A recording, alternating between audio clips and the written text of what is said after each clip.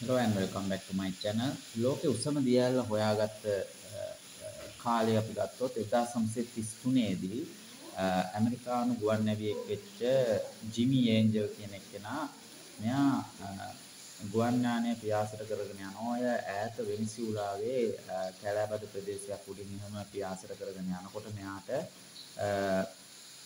දර්ශනය වෙනවා ඔය ඕයාන් ටිපුයි කියන කන්දහරියෙන් ගලා හැරෙන මේ දියඇල්ල මෙයාට දර්ශනය වෙනවා. ඒක තමයි පළමු වතාව බාහිර පුද්ගලයෙක් ගිහිල්ලා මේ දියඇල්ල දැකපු.